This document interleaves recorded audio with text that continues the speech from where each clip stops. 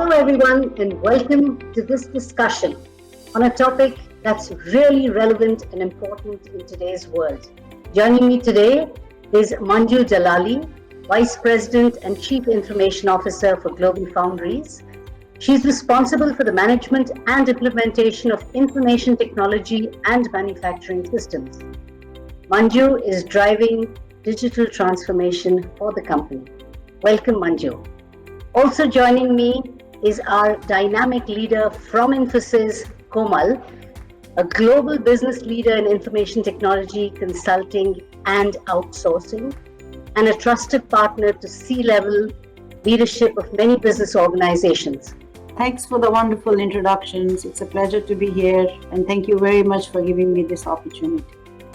Absolutely great, Aruna. Thank you so much for having me on this forum. Excited to be here. All right, let's get started with our first question.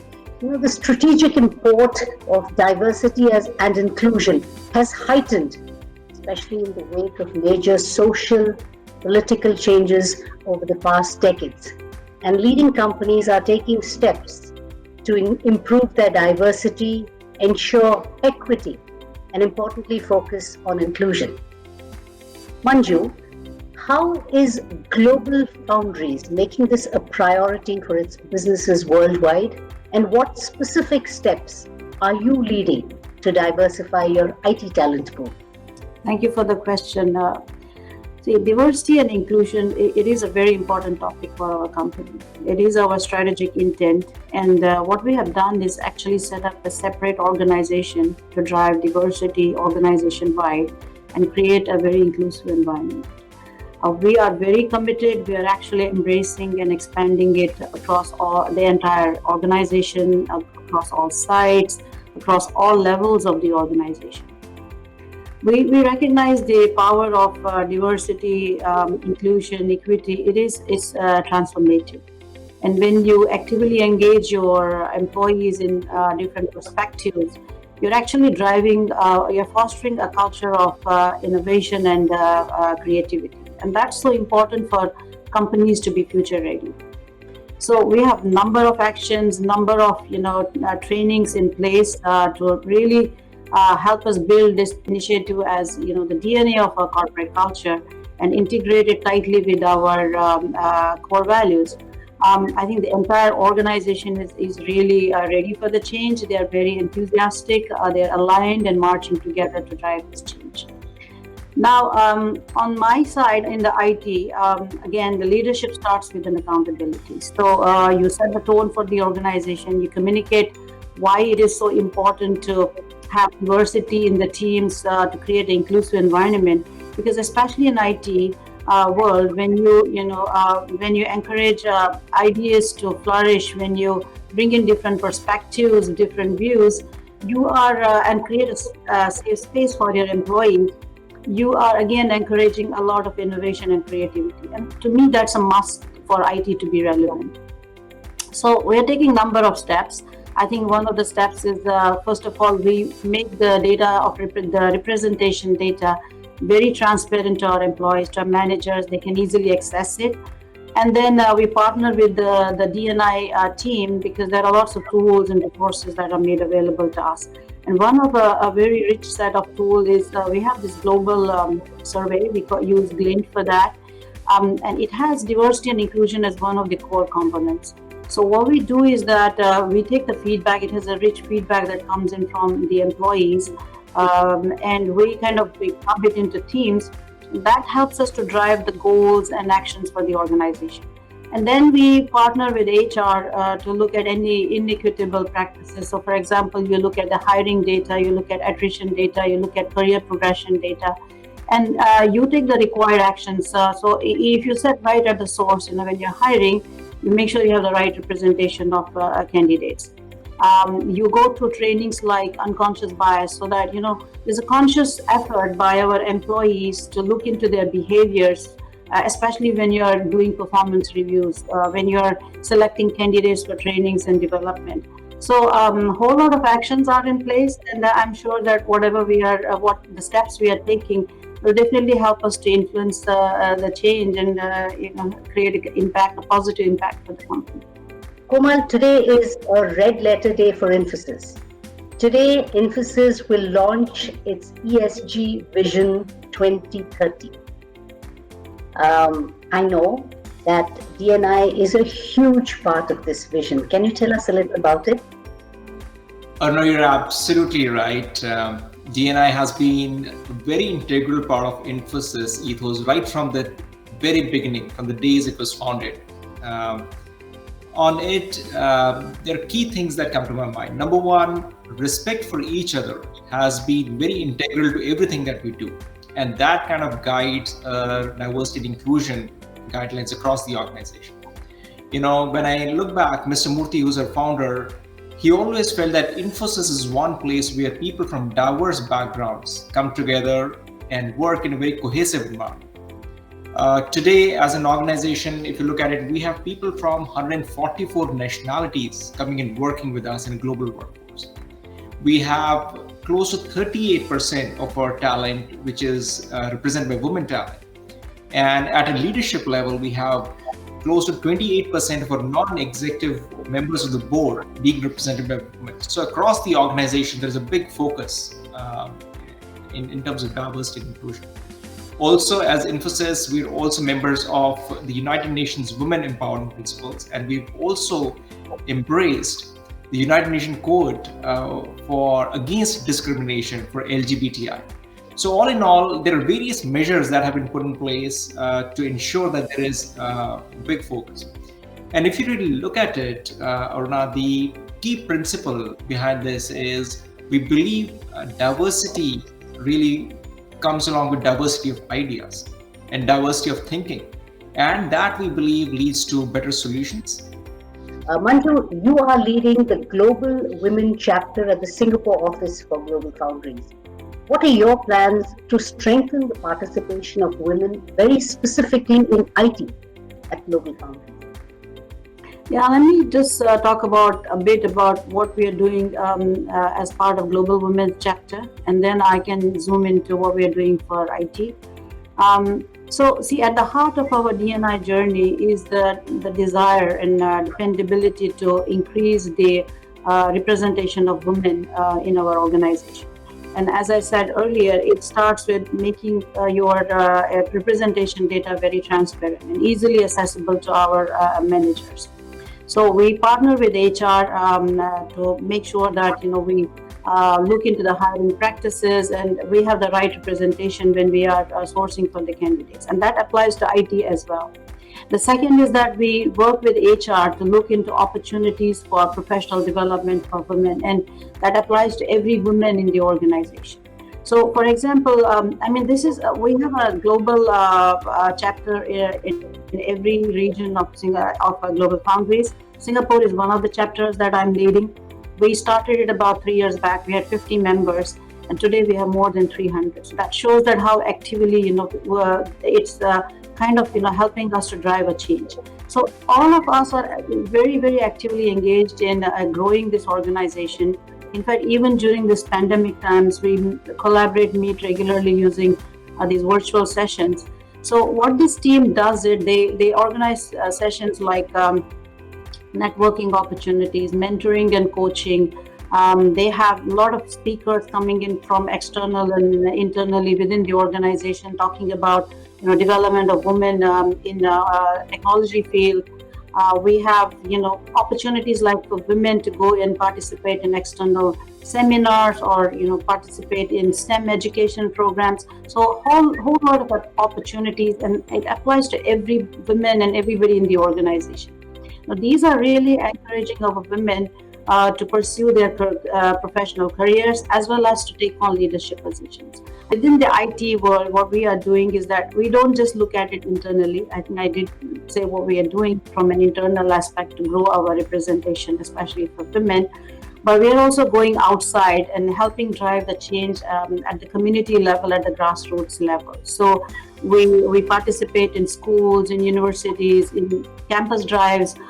We talk about, we encourage women to really join the technology sector. And what we are looking forward to is, maybe work together with our partner ecosystem like Infosys, just to drive the initiative together. And I'm sure that when we do that, when we inculcate this mindset change and look at diversity and have it as a focus area, we can really initiate a change at the community and at the grassroots level. Komal, I understand there's something similar happening at Infosys with the women in technology efforts. Can you throw a little light on this? Absolutely, Aruna. I think women in technology is extremely integral to our diversity and inclusion program. When we look at hiring talent, we are fortunate to have 50% of our talent on every engineering batch we hire to be women. So that's a great start. In addition to that, we have also put together very specialized focus programs in terms of training and development, which enable supporting women leaders as they grow through various phases of their career. Also, what we have recently started is an AI-based program, what we call as Architect Academy, which enables women who want to continue to pursue career in the core technology areas. And I think the response from women leaders has been very, very encouraging. It's been increasing year in year. In addition to this, we're also working very closely with NASCOM on Women Wizards Rule program. This initiative is about enabling and empowering 10,000 women across the nation and in emerging and new technologies. Now, out of these, 400 women are from Infosys. We're also providing about 250 technical experience and subject matter experts to support that program. And over and above that, there are another 10 or 15 subject matter experts which are supporting that big initiative. In addition to that, we're also, as Infosys, supporting the maternity amendment proposed by the Government of India, which promotes 26 weeks of maternity leave for women. Because we really believe that women have an extra challenge or an onus on them when they have to take on their personal responsibility, family responsibility, in addition to the work responsibility. And what we really have seen, Aruna, is that we're seeing close to an 89% success rate in terms of women returning back to work post such leave. I think that's a huge success that's going on for Infosys. But really, if you look at it, we're all about providing an equitable environment, an equitable support structure to women leaders across the organization, because the demands on them are far more pressing, both on the work side as well as on the family side. So all in all, I think good work happening there, and we're looking forward to continue to make good strides in this area. So Manju, would there be a focus on any other dimension of diversity that you are also keeping your eye on at GlobalFoundries? Absolutely. I think our D&I initiative, it does not just focus on gender diversity. It looks at all aspects and all the dimensions of diversity. So, example, age, race, experience, etc. So, it's a global chapter. Focuses across the entire organization. But obviously, there is a local context because the problems can vary from region to region. So one of the things I'm doing in IMIT, and this is something that is really relevant to us, is experience. We have made sure that when we do our hiring, it's a good blend of fresh grads, very experienced folks, and that goes back to the age. Because when we see that you have a good mix of different experiences, ages coming together, you actually elevate the entire team and you drive the best outcomes for the organization. So this is one of the things that is very close to us. We have a global team. It is rich in cultural heritages, and if we can leverage on those cultural values, traditions that we can bring to the table, including the different dimensions of diversity, there's a whole lot of value that we can add to the organization by learning from those experiences, from those values that each and every one brings to the table. Komal, I understand Infosys has also made huge strides in welcoming and integrating employees with disabilities. Can you talk a little about that? Absolutely, Aruna. In fact, I would go all the way back to 1998 when I first joined Infosys. And I very distinctly remember that at that time, one of my team members was a member having different abilities. And in that setup, Infosys provided him the work environment to number one, be valued as a contributor, and the support set up for him to experience and provide his skills as a team, right? Since then, I have seen that the focus on providing the support structure has continued to increase over the years, right? So in terms of, for example, the physical environment, right, we have looked at how we are redesigning our campuses across the world, how we're providing special training facilities for people who are joining us. Also looking at each and every venues, whether it's virtual training, whether it's virtual environments, to ensure that they have a good, conductive work environment to come and contribute meaningfully. I think the way we are looking at this is we're not just trying to accommodate to their needs, but really trying to focus on their aspirations and providing a really good working environment where they can continue to flourish and see a great place to build their career. I know Manju, GlobalFoundries is also doing some very, very interesting work, and especially in the communities to enable people with disabilities. Can you tell us a little more about your support to Sabaratnam Trust in India and other projects in this space? Yeah, see, GlobalFoundries India has been involved in social causes right from its inception. So in the recent times, we are involved with the Samarthanam Trust for Disabled. What we did was that we set up a customized conveyor belt for them, which processes waste. And previously, understand it used to process 1 ton of waste a week. Now it has gone up to 21 tons. So we really made a difference there. We are also partnering with the schools for disabled. I think one of the things we are doing is setting up computer labs, donating computer equipment to the children. One of the things that is really a fulfilling experience for us is that some of our team building events we conduct in these schools. And in fact, I have personally been involved in some of them, and it is a very enriching experience for everyone involved. We are also doing our part in fighting the COVID pandemic. We are donating a lot of PPE, masks, health equipment, life-saving equipment to a number of hospitals and of course we will continue to do that. Hopefully this is behind us pretty soon. I know, Komal, when we spoke the first time, you also made a mention of work that you do personally to support minority communities. Can you give us a little information about this? Yes, Anna. So that's very close to my heart because I think where we come from and what we've accomplished, it's important to realize how privileged and fortunate we are. And there are certain sections of society that are not as privileged or they don't have these opportunities. So in my own little way, I look at supporting certain educational institutions for the underprivileged, especially for certain orphan colleges. And this is something, a small group of friends that we started, and over the years it has mushroomed to be a big institution. And what is really heartening to know is that over these 10, 15 years that I have been associated with this organization, it has continued to grow. Beautiful thought. It's been great speaking to both you, Manju, and Komal. And I think we spoke about what each of our organizations are doing in order to build inclusive workplaces. But what really touched my heart was the personal stories of reaching out and involving a larger community, enabling possibly a larger good, improvement, and progress for all. Thank you so much. It was such a pleasure speaking with you. Thanks for the opportunity once again. Thank you so much, Manju. Thank you so much, Arnav, for having me here. Pleasure to be here. Thank you.